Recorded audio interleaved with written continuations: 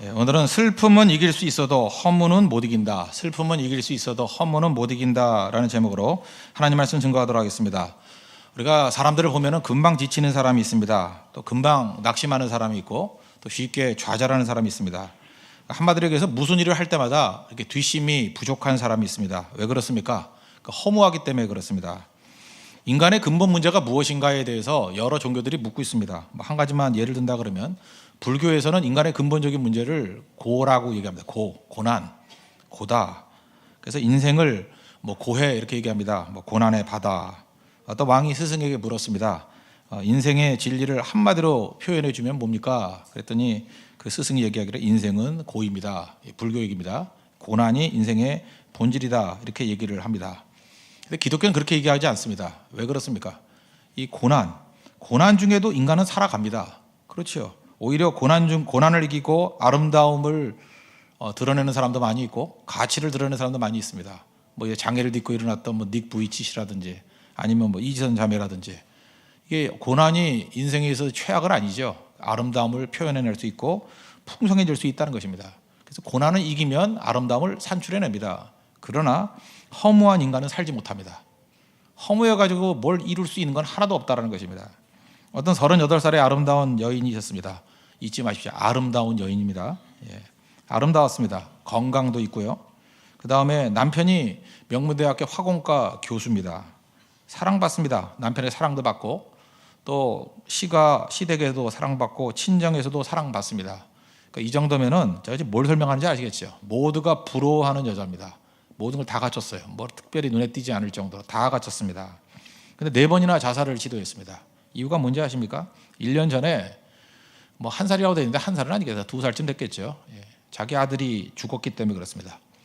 남편이 화공과 교수니까 이렇게 실험하다 보니까 비커에 황산이 있었는가 봐요. 어린아이가 그걸 마셨습니다. 그래서 죽었습니다. 1초 전에는 아들이었는데 1초 후에 사라졌습니다. 1초 전에 내 아들이었어요. 1초 후에 사라져버렸어요. 완전 타서 없어져 버렸습니다. 그때 이 여인이 느꼈던 것은 슬픔을 느낀 게 아니라 허물을 느꼈습니다. 이게 뭔가? 슬픔은 이길 수 있습니다. 근데 허무까지 가버리면 못 이깁니다. 그래서 결국은 아무 고통도 못 느끼는 거예요. 허무해진 겁니다. 그러니까 살 이유가 없는 거죠. 쓰러지게 되더라는 것입니다. 여러분도 지금도 울 수 있다는 것, 슬픔이 있다는 건 아직도 최악이 아닌 것입니다. 무슨 목표가 있고 근거가 있기 때문에 슬퍼하는 것이고 그냥 좌절하는 것이지 최악의 상태는 허무라는 것입니다. 특별히 열심히 살았던 사람일수록 더 허무를 느낄 때가 많이 있다는 것입니다. 사도 바울 보십시오. 얼마나 열심히 있었는지 예수 믿는 사람들 핍박하려고 원정 핍박했습니다. 근처도 아니죠. 그래서 오늘 본문 9절을 보니까 나는 사도 중에 가장 작은 자라 나는 하나님의 교회를 박해하였으므로 대단한 박해자였다 그런 얘기를 합니다. 그는 모든 것을 가지고 있었습니다. 열심히 뛰었습니다. 근데 예수 그리스도 만나기 이전에 그의 모든 열심과 삶의 결론은 무엇입니까? 허무예요. 로마서 8장 읽어보셨습니까? 20절에 보니까 피조물이 허무한데 굴복하는 것은 자기 뜻이 아니요. 바울의 고백입니다. 허무한데 굴복하는 거 내 모습이라는 거예요. 21절 보니까 피조물도 썩어짐의 종로도 한 데서 해방되어 내가 옛날 과거 내 모습이 뭐였느냐? 썩어짐의 종로로 됐다는 것입니다. 허무에 굴복하고 썩어짐의 종로도 하는 것이 내 인생이었다. 그렇게 얘기합니다. 여러분 허무를 느끼는 사람들이 하는 방식이 뭐냐면 욕망에 사로잡힙니다. 왜요? 너무 허무하니까 이것저것 해보는 거예요.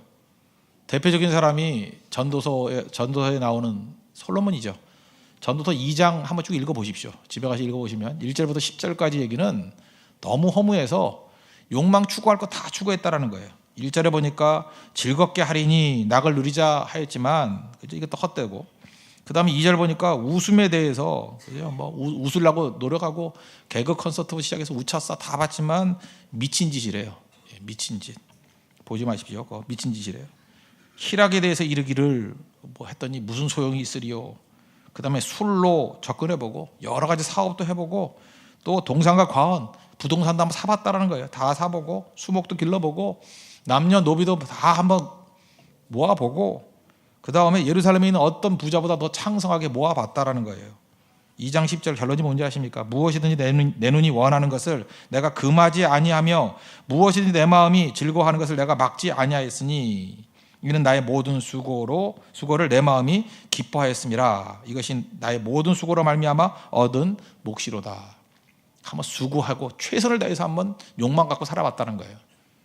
그 다음에 2장 11절 내용입니다. 그 후에 내가 생각해 본즉 내 손으로 한 모든 일과 내가 수고한 모든 것이 다 헛되어 바람을 잡는 것이며 해 아래서 무익한 것이로다. 이게 허무입니다. 허무의 모습은 이거보다 더 정확한 모습이 없다고 생각합니다. 그러니까 허무하니까 욕망으로 발산한다는 거예요. 그래서 하다 안 되니까 여러분 물에 빠진 사람은 아무거나 잡잖아요. 그러니까 욕망 추구하는 사람들 보면 너무 허무하니까 아무거나 잡는 거예요. 세상이 그렇습니다. 나중에는 마약까지 빠지는 거예요. 왜? 너무 허무하니까. 마약 그거 아무나 하는 거 아닙니다. 그죠? 가다 더 이상 잡을 게 없을 때 마약까지 가는 거예요. 그게 인생이라는 것입니다. 그 허무 왜 허무해집니까? 내 인생의 주인이 나 자신일 때 허무해지는 것입니다. 잊지 마십시오. 그래서 내가 주인인 사람 무조건 허무해집니다. 자기밖에 모르는 사람 나이 들어가 보세요. 이상하게 바짝바짝 말라가 버려요. 왜? 허무해서 그렇다는 것입니다. 우리는 많은 순간 마귀가 유혹할 때 마귀를 경배하라 그렇게 나온다 그랬죠? 아니에요. 그 선악과 사건을 한번 보십시오. 마귀가 뭐라고 유혹을 해요? 나를 경배하라? 아니에요. 선악과 먹으면 내가 하나님같이 된다는 거예요. 그래서 하나님 경배하는 거에 반대말은 뭐냐면 내가 내 자신 경배하는 겁니다. 내가 내 주인 되는 거예요. 그 여러 가지 형태로 나타나는 것입니다. 그게 우상이에요. 우상은 나를 숭배하는 거예요. 자기를 위하여 우상 숭배하지 말라 그러잖아요. 우상 숭배는 우상을 섬기는 게 아닙니다. 나 자신을 섬기는 거지. 허물을 극복할 수 있는 유일한 길은 주인 바꾸는 겁니다. 내가 내 인생의 주인에서 예수님이 내 인생의 주인으로 바뀌는 거. 바울이 그랬잖아요. 다메섹 도상에서 예수님 만나고 난 다음에 주인 바뀌었잖아요. 내 인생의 주인이 나에서 예수님으로 주인 바뀌었을 때 비로소 허무의 모든 문제를 극복할 수 있다는 것입니다. 주인 바뀌면 나타나는 현상이 무엇인가? 세 단어로 설명했으면 좋겠어요. discomfort, 불편. 주인 바뀌면 일단 불편해져요. 두 번째는 heart, 마음이 회복돼요. 가슴이 회복이 돼요. 그리고 세 번째로는 sacrifice, 희생이 가능한 인생이 된다는 것입니다. 우리 뒤집어 얘기해 보십시오. 주인 바뀌지 않냐고 내 인생의 주인이 내 자신이 돼버리면 평생 편안한 거 추구하고요. 두 번째, 마음이 없습니다. 몸만 왔다 갔다 하게, 껍데기만. 그걸 외식이라고 그러죠. 그죠? 외식, 껍데기만 왔다 갔다 하게. 그리고 희생이 가능하지 않죠. 어떻게 하면 남 이용해 먹을까? 그러고 산다는 것입니다. 믿는 자 아니라는 거예요. 주인 바뀌는 게 믿는 겁니다. 갈라디아서 2장 20절이에요. 내가 그리스도와 함께 십자가에 못 박혔나니 그런지 이제는 내가 사는 것이 아니요 내 안에 그리스도께서 사시는 것이라. 주인 바뀌는 겁니다. 이게 믿음이라는 거예요. 바울의 변화, 우리 변화 다 동일하다는 것입니다. 그럼 주인 바뀌면 어떤 일이 벌어지느냐? 오늘 18절 보십시오. 맨 나중에 만삭되지 못하여 난자 같은 내게도 보이셨느니라. 다메섹 도상에서 예수님 만났던 얘기죠. 주인 바뀌었다. 그때 다메섹 도상에서 뭐라고 얘기하죠?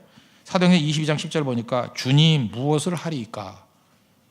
바울이 예수님 향해서 주님, 키리오스, 주님, 주인이라고 얘기해요. 주인 바뀌었던 얘기죠. 그때 주님이 뭐라 그럽니까? 일어나 다메섹으로 들어가라. 내가 할 일을 가르쳐 주리라. 주인과 종의 명령이잖아요. 주인 바뀐 거예요. 그때부터 인생이 다 바뀌기 시작한다는 것입니다. 그럼 주인 바뀌면 제일 먼저 나타나는 현상이 뭐냐? 첫 번째, 불편이에요. discomfort, comfort. 우리가 불편을 느끼게 돼 있어요. 불편을. 어떤 그 목사님 얘기인데, 목사님이 이게 딸을 시집 보내가지고 손녀가 태어났답니다. 손녀가 태어났는데 원래 오면 안 되죠. 저도 딸이 둘이 있는데 겁이 납니다. 오면 안 되는데, 그죠? 손녀 딸을 데리고 뭐 기르기 힘들다고 그렇게 들어왔는가 봐요. 그러니까 뭐 할 수 없어서 들어왔대요. 손녀 딸이 집에 들어오니까 이제 집안의 모든 것들이 다 바뀌더라는 거예요. 이제까지는 집안의 어른이 목사님이셨는데 집안의 어른이 그 손녀로 바뀌더래요. 모든 것이 아이 중심으로 움직여지더랍니다. 뭐 먹는 거, 그 다음에 뭐 장소, 모두 우선순위가 프라이어리티가 전부 다 이 손녀딸 아이 중심으로 바뀌잖아요. 그러니까 불편하더라는 거예요. 설교 준비도 힘들고 생활도 힘들고 활동도 힘들고 후회했답니다. 괜히 들어오라 그랬다. 여러분들 미리 명심하십시오. 후회할 일 안 하는 게 좋습니다. 그런데 어떤 일이 벌어지냐? 1년 딱 지나고 나니까 그 손녀딸 없이는 못 살겠더라는 거예요. 자기 인생의 모든 행복과 기쁨이 거기서 거의 나오더라는 거예요. 너무 예뻐서. 오히려 자기 딸보다 더 예쁘더래요. 더 예뻐서. 그렇게 되더라는 거예요. 사실 이거 별거 아닌 얘기지만 전 이 얘기를 통해서 우리 예수님께 한번 적용을 시켰으면 좋겠어요. 내 인생의 주인이 나였어요. 근데 예수님이 내 인생에 들어오셔서 성령께서 내 인생의 주인이 되셨습니다. 그런데 불편하지 않아요? 주인이 바뀌었는데 불편하지 않아요? 손녀딸 하나가 들어왔는데도 불편한데 내 인생의 주인이 바뀌었는데 안 불편하다고요? 여기도 지금 초신자들 계시지 않습니까? 예수 믿고 난 다음에 나 예수 믿었습니다. 예수님 영접했습니다. 근데 별로 불편하지 않다. 기쁨이 충만해요. 제가 볼 때 거의 가짜입니다. 그럴 수 없어요. 주인 바뀌었는데 왜 안 불편해요? 담배 하나만 끊으려고 그래도 주인 바뀔 때 불편한데. 안 그래요? 술 한 번 끊으려고 그래도 불편한데 모든 게 다 바뀌어버리는데 왜 안 불편해요? 막 당황스럽죠? 이거 뭐야 이거? 내가 사는 게 아니네? 이렇게 돼버린다는 것입니다. 그래서 예수님 처음 믿고 예수님으로 주인이 바뀌고 난 다음에 처음 느끼는 감정은 불편함이에요. 지금 많은 성도들이 너무 불편하지 않기 때문에 문제라고 생각합니다. 주인 바뀌었습니다. 불편한 거예요. 그리고 시간이 가면 갈수록 변화가 되는 거죠. 예수님 안에서 참된 기쁨과 행복이 있구나. 이렇게 변화가 된다는 것입니다. 내일부터 대만 선교 떠나게 됩니다. 다른 선교는 가시는데 대만 선교만 유독 안 가시는 분들이 있습니다. 저는 압니다. 불편해서 안 가는 겁니다. 다른 선교는 잠자리가 좀 편안한데 대만 선교는 뭐 한꺼번에 몰아서 잔다며 이런 어디서 그런 소리만 들어가지고 그게 무슨 얘기냐 하면 환경에 일부러 고생시킨다는 건 아니에요. 그러나 불편함을 통해 가지고 그 다음에 오는 행복과 기쁨이 있다는 것을 주고 딱 깨라도 그 사람은 경험 못해요.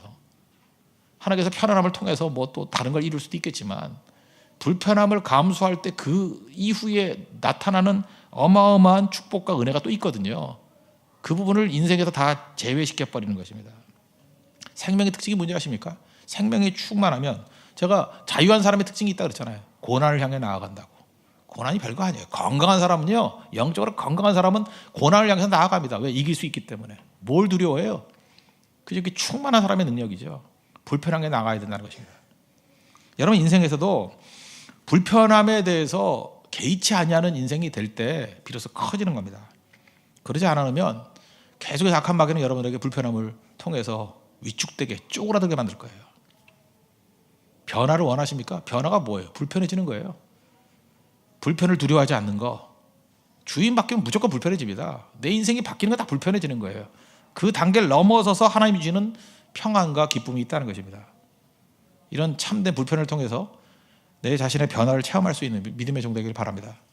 두 번째로 주인 바뀌면 어떤 일이 벌어지느냐? 마음, heart. 이 마음이 살아나요. 마음의 교통이 일어나게 된다는 겁니다. 여기 10절 보니까 그러나 내가 나 된 것은 하나님의 은혜로 된 것이니 내가 나 자신으로서 살아난다는 것입니다. 내가 나 된 것은 하나님의 은혜로 된 것이다. 어디서 많이 듣는 얘기죠. By the grace of God. 하나님의 은혜로 말미암아 I am who I am. 누구 이름이에요? 하나님 이름이에요. 나는 스스로 있는 자다. 그럴 때 I am who I am. I am what I am. 그죠? 이게 하나님 이름이에요. 그러니까 하나님이 나는 나다라고 그랬던 것 마찬가지로 하나님의 은혜 안에서 우리 한 사람 한 사람이 내가 나 되는 은혜를 느낀다고요. 딴 사람 되는 게 아니야. 내가 나 될 수 있다는 것입니다. 나 되니까 담대하죠. 많은 사람이 나 되지 못하는 이유가 무엇입니까? 열등의식에 사로잡히고 맨날 비교해요. 남의 눈 의식하고. 그 지긋지긋하지 않습니까? 밤낮 남의 눈을 의식해요. 남의 눈, 누가 뭐라 그런다.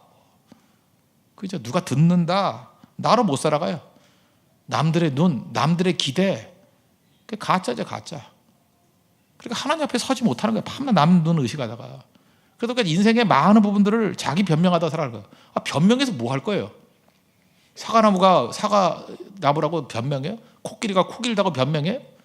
기린이 왜 이렇게 목이 기냐고 변명해요? 그냥 길면 긴 대로 사는 거고 짧으면 짧은 대로 사는 거. 우리는 이상해졌어요. 사람들이. 머리 크다고 변명하고 다녀. 머리 큰 게 뭐예요? 변명할 내용이에요? 그냥 큰 거지. 우리 매 순간에 그죠? 어떤 세상이 원하는 기대치, 표준 그거 맞추려고 그러고 살아간다는 거예요. 그러니까 하나님 앞에 있는 모습 그대로 못 나옵니다. 제가 수요일에도 말씀드렸죠. 그 무디하고 드와이트 무디하고 같이 찬양 인도했던 사람이 생키라는 사람인데 생키의 그 글 가운데 나온 얘기예요. 19세기 말에 스코틀랜드에 큰 부흥이 일어났습니다. 그때에 어떤 자매가 큰 은혜를 받아가지고 목사님께 찾아왔대요. 내가 어떻게 해야지 성장할 수 있습니까? 원래 진리는 단순하거든요. 매일매일 성경을 읽으십시오. 1차적인 거. 두 번째, 그 읽은 말씀 붙들고 기도하십시오. 그러면 믿음의 성장이 있습니다. 아니 말씀 붙들고 기도하는 거, 말씀과 기도에 뭐 또 다른 게 뭐가 필요하겠어요? 그게 믿음의 성장입니다. 그랬더니 그 자매님이 눈물을 주르르 흘립니다. 이상하잖아요, 분위기가. 이유가 뭐냐 그랬더니 저는 글을 모릅니다. 여러분 지금 글을 읽을 수 있죠. 얼마나 큰 복인지 아십니까? 글을 읽는데 최고의 복이 무엇입니까? 성경 말씀을 읽을 수 있다는 거예요. 하나님 말씀을 읽을 수 있는 복 아닙니까? 저는 성경을 읽을 수 있습니다. 믿으십시오. 얼마나 복된 지 모르겠어요. 읽을 수 있어요. 얼마나 복된 건지. 옛날엔 그랬대요. 목사님 가운데도 글 모르는 목사님도 종종 있었대요. 그래서 들은 거 가지고 이야기체로 얼마나 힘들었겠습니까? 읽을 수 있잖아요. 글을 읽을 수 있잖아요. 성경을 읽을 수 있잖아요. 어떤 경건서적을 읽을 수 있잖아요. 거기서 많은 인사이트를 얻어낼 수 있잖아요. 나는 글을 읽을 수가 없습니다. 너무 답답해서 그러면 당신이 묵상했던 거 그냥 그거 붙들고 기도하십시오. 그랬더니 땡큐 앞에서 그 처음 나왔던 고백이 이거였다는 거예요. Lord Jesus, 예수님, 나의 주님, Take me as I am. 잊지 못할 거예요. Take me as I am. 내 모습 그대로 날 받으옵소서. Take me as I am. 그 다음 한 가지 더 붙이길 그러더라는 거예요. My only plea. 나의 유일한 간청이 뭐냐? Christ died for me.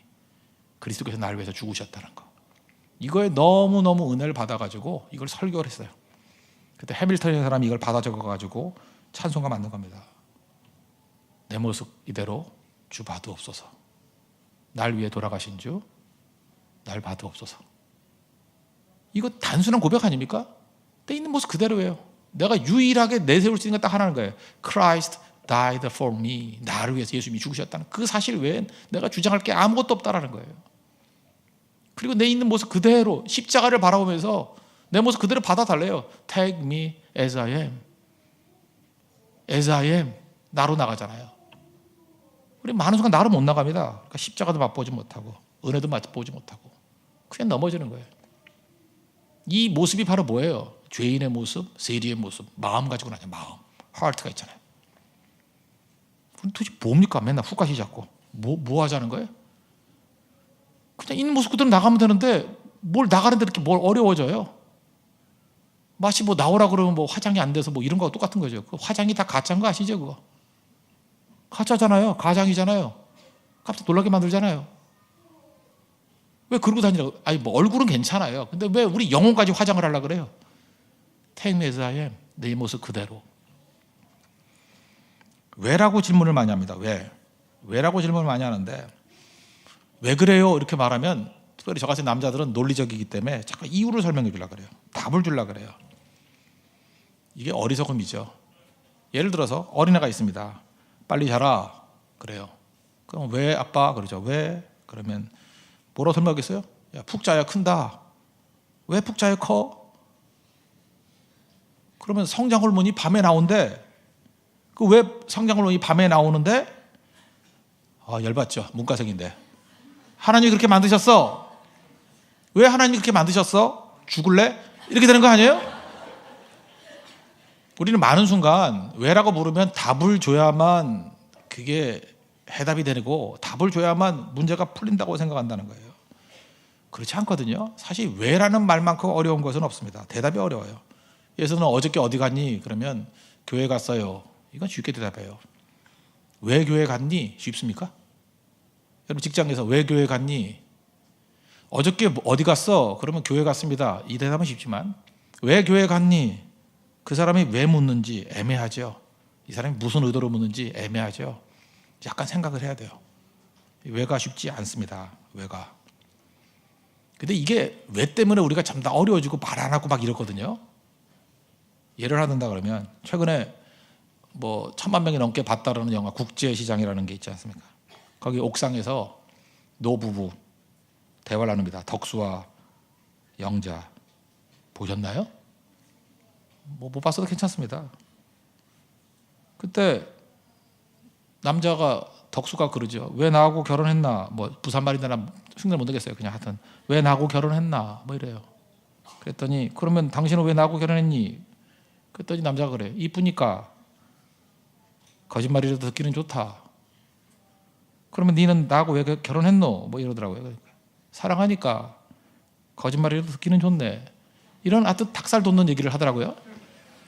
근데 이건 제가 볼 때 그 현실적이지 않아요. 실제적으로 여기 남자분들 아시겠지만 여자들이 이렇게 단순한, 이게 영화 속에 나오는 이렇게 아름다운 모습이 아닙니다. 왜 사랑하냐 이렇게 하면 사실 여자들 이런 질문 되게 많이 하잖아요. 왜 나 사랑해? 그러면 뭐 할 말 없으니까 예쁘니까. 그렇잖아요. 예쁘니까.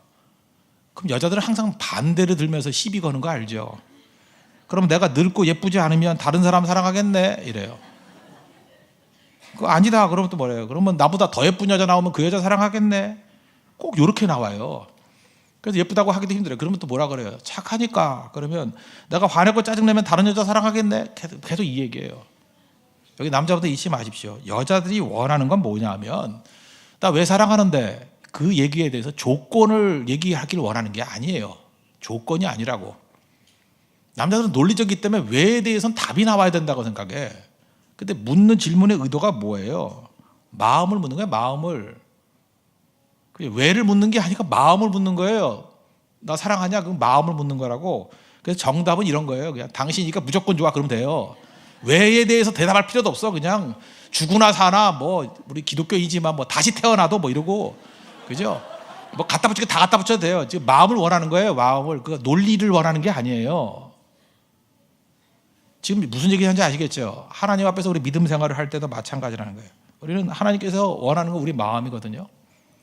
근데 우리는 주님 앞에 나와서까지도 계속 논리 들고 나와요. 왜에 대해서 대답하려고 그러고. 하나님 우리의 마음을 묻습니다. 그래서 여러분 어떤 사람과 대화를 나눠보면 1시간을 얘기를 나눴어. 근데 허무할 때 있어요. 뭐 대답은 주고받아요. 이 말 저 말 두고 받는데 마음을 안 보여줘. 그런 거 있죠. 피곤한 거예요.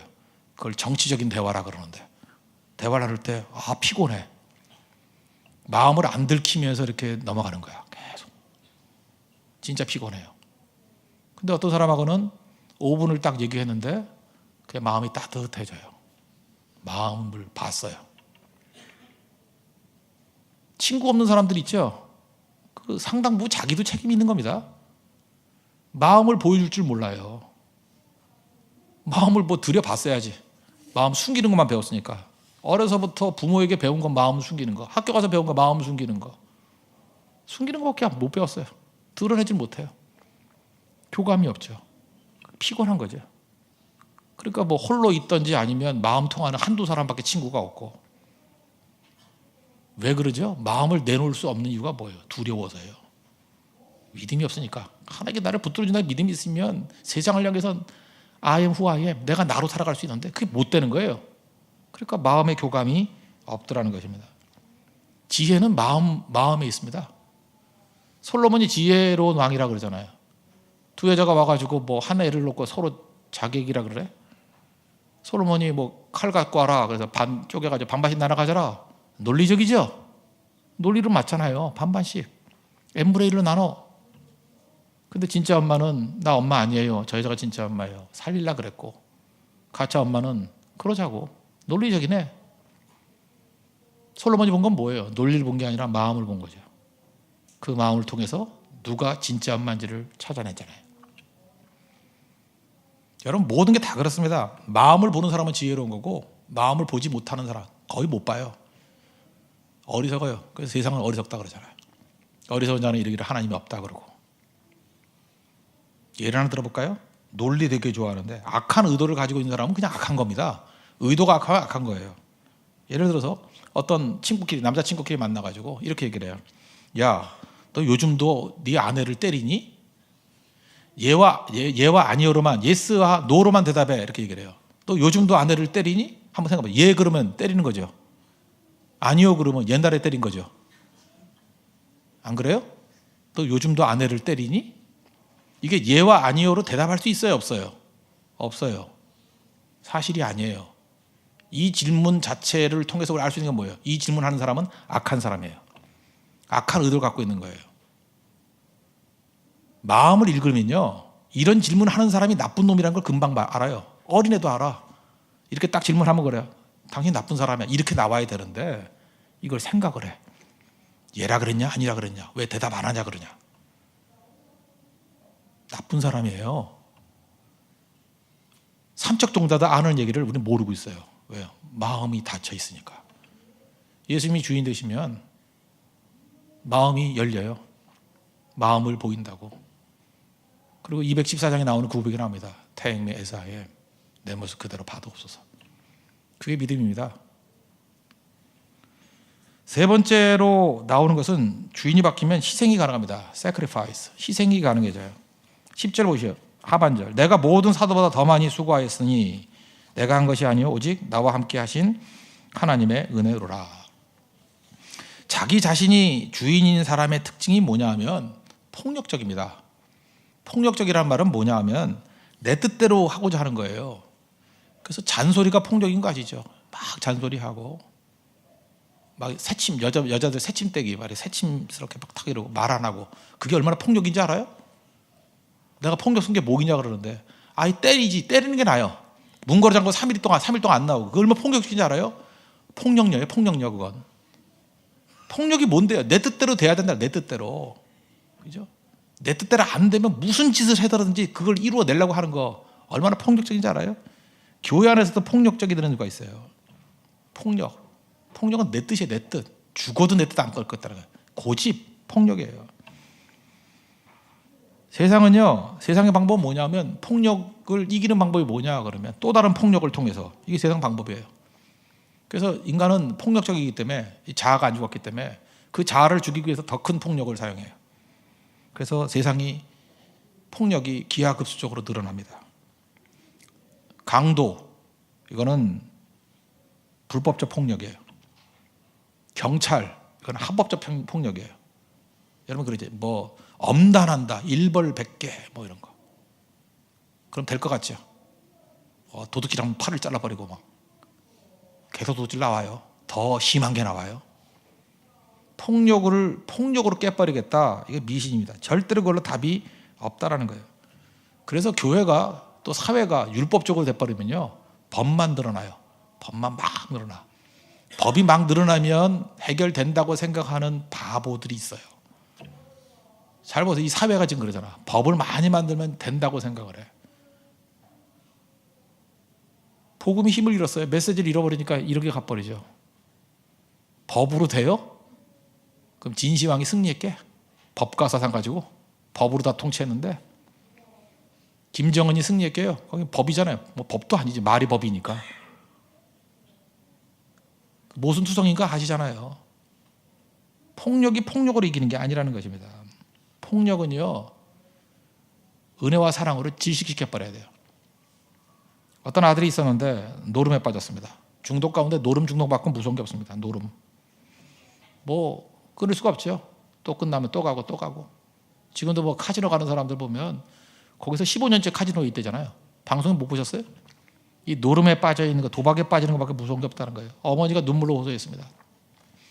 또 날리면 또 꺼내오고. 어머니하고 약속을 했어요. 한 번 더 도박하면 손목을 끊어버리겠다고. 그게 지켜지나요? 또 돈 벌고 또 데리고 왔어요.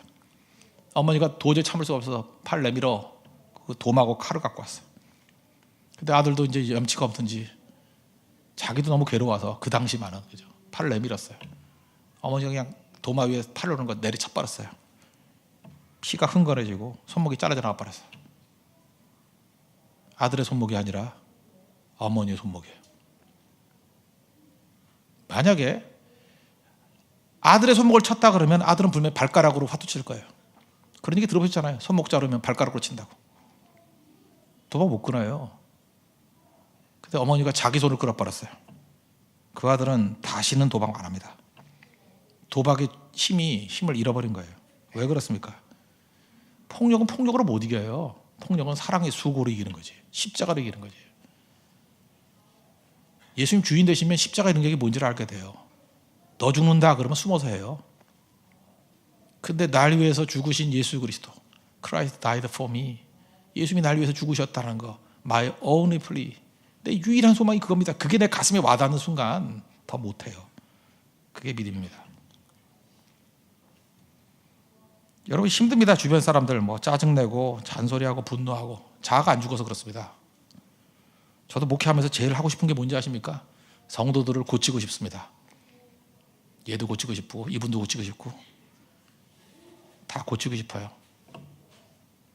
새벽기도도 다 나오게 만들고 싶고 그게 저는 폭력적이라는 걸 알게 됐어요. 나도 변화보 시키면서 뭘 고치려고 그러나. 그래서 그냥 다 용납합니다. 이제 그냥 가도 돼요. 지가 한다고는 욕 안 하잖아요. 오늘 늦게 온 분도 많잖아요. 뭐 욕을 왜 해 그걸. 그냥 기뻐해주고 즐거워해주고 늦게라도 온 게 어디야 뭐 이러고. 참 묘한 게 뭐냐면 다는 아니지만 그렇게 자기 자신을 용납하고 받아들여 줄 때 인간은 영물이에요. 아, 내가 용납되고 있구나. 그때부터 변화가 됩니다. 누가복음 19장에는 삭개오가 그랬잖아요. 예수님께서 내려오라. 내가 내 집에 유하여 드리라.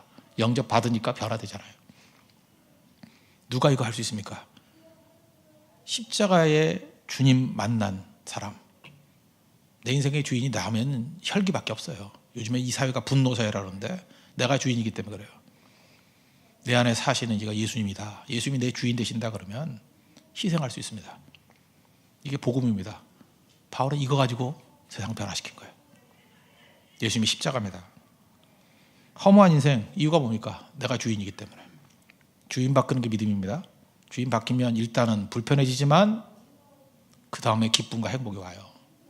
주인 바뀌면 마음이 살아납니다. Take me as I am. 내 마음을 드리고 마음을 읽어요. 그래서 지혜로운 사람 됩니다. 교통이 가능해져요. 그러니까 희생하는 거죠. 누가 알아주든 몰라주든 그게 중요한 게 아닙니다. 사랑의 수고, sacrifice, 희생이 가능해요. 십자가 희생이 가능한 게 바로 복음 만났기 때문에, 주인 바뀌었기 때문에. 이게 기독교입니다. 저는 바른 믿음으로 일어설 수 있는 믿음의 종 되기를 바랍니다. 네, 모두 자리에서 일어나겠습니다.